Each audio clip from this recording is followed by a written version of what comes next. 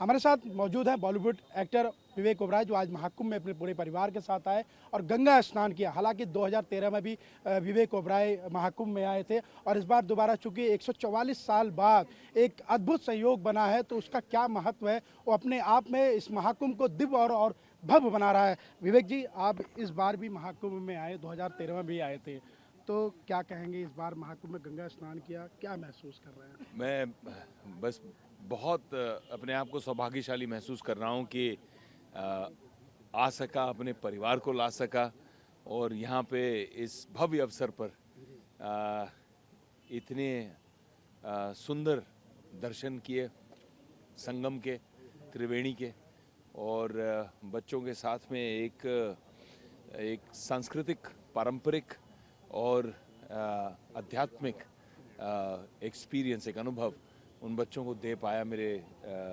बहन के बच्चे, मेरे बच्चे सब आए थे साथ में।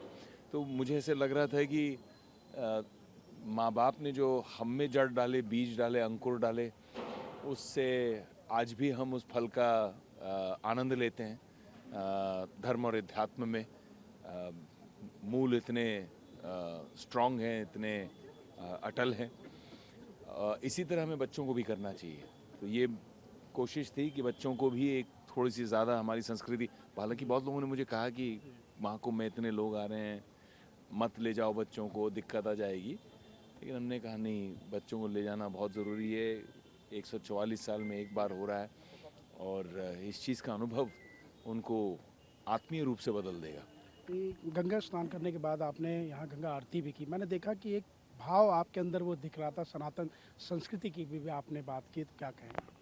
मुझे लगता है कि सनातन संस्कृति वो महासागर है जिसमें हम सब सिर्फ छोटी सी बारिश की बूंदें हैं और वो अपने में समा लेती है सबको, किसी को बदलने की कोशिश नहीं करती, अपने अपना सब कुछ दे देती है और सबको अपने में समा लेती है, अपना बना लेती है। इसीलिए तो भारत भारत है।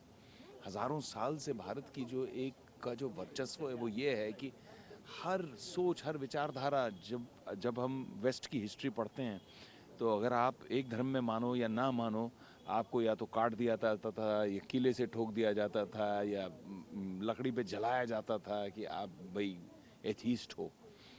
ये तो वो संस्कृति है, ये तो वो कमाल का देश, कल्चर है जहाँ पे गीता को लेकर भी अष्टावक्र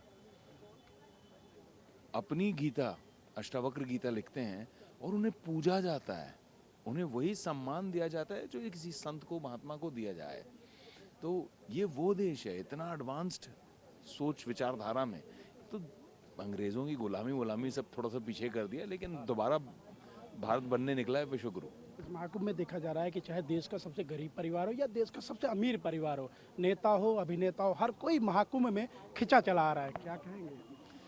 नहीं, मुझे तो लगता है कि बहुत बड़ा सौभाग्य होना चाहिए कि आप इस समय जीवित हैं, भारत में हैं और आपकी स्वास्थ्य ऐसी है कि आप यहाँ पे आके डुबकी लगा सकते हैं। ये बहुत बड़ा सौभाग्य है। बहुत बहुत धन्यवाद। तो ये थे विवेक ओबराय, जो अपने अनुभव को साझा कर रहे थे हमारे साथ। वो काफ़ी प्रभावित हैं सनातन संस्कृति से और उन्होंने ये भी कहा कि वो अपने बच्चों को लेकर महाकुंभ में आए ताकि वो भी सनातन संस्कृति और सनातन धर्म के बारे में जान सकें। कैमरामैन दुर्गेश यादव के साथ मनीष वर्मा, TV9 भारतवर्ष, प्रयागराज, महाकुंभ।